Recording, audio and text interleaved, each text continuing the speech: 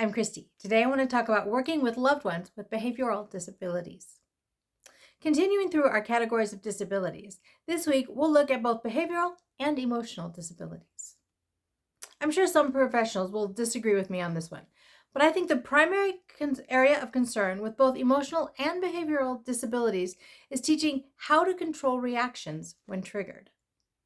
This is important because their reactions to other people's actions greatly determine how others interact with them. And while some individuals will always struggle in this area, the more they can learn acceptable reactions, the easier their interactions with others will be. For example, if a person doesn't like others touching them, they often respond by hitting or yelling. You and I understand these initial reactions. Many others only see hitting or yelling and are often offended or hurt by this reaction. Others react better when hearing, "Please don't touch me," or alternatively, the individual simply moves out of reach so that they cannot be touched. I realize that it's very easy for me to write this simple solution. I also realize that it's likely a long, difficult process to teach this reaction so that it becomes the default response more times than not. And I realize that changing reactions of any kind, for any reason, is an incredibly difficult process that takes a lot of determination, effort, and perseverance to change. But I also know the sense of accomplishment after achieving something difficult. And that makes all of the hard work and effort worth it, especially if it's positively reinforced by others.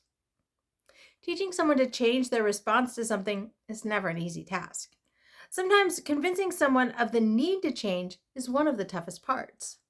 Other times, making a new reaction or response is the toughest part. And still other times, both of these parts are incredibly difficult.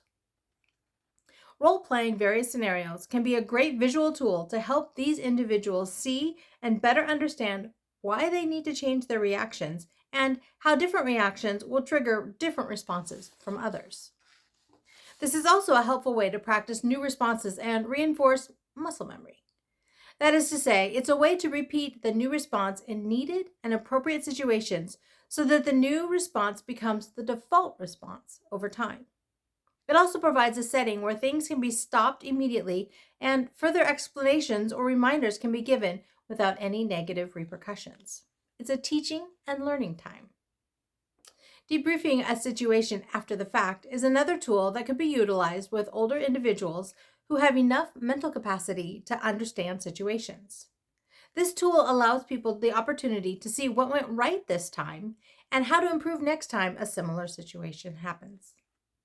Now, I'm sure others will have a lot of different pointers and important points they'd want you to remember as we wind up this post. That said, here are a few things that I think are important. Do everything possible to help the individual understand why they need to make this change and help them to buy in. Without this buy-in, progress is likely to be incredibly slow, if not non-existent. Consider the individual and needed change carefully to find the best method or methods to help reinforce and teach the necessary change. I mentioned role-playing and debriefing as two possibilities. There are a lot of others. Support and encourage the individual as they work towards making the change. And finally, praise every single attempt, even if it's not completely successful. Trying to make a change and partially responding differently is progress in the right direction. Praise and encouragement to continue on that path will help solidify the change faster. Helping individuals with emotional and/or behavioral disabilities isn't easy. Dealing with outbursts and unpleasant reactions is never fun.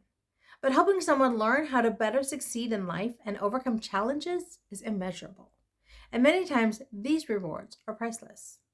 They help improve someone else's life, and that reward is absolutely priceless. So my question for you this week is this: how does a behavioral or emotional disability impact your loved one? Have they learned more appropriate responses? I'd love to hear about your experiences. You can leave me a comment below, or you can leave me a comment over on the blog. That's at www.havenofhopeforme.com. This originally posted in March of 2023.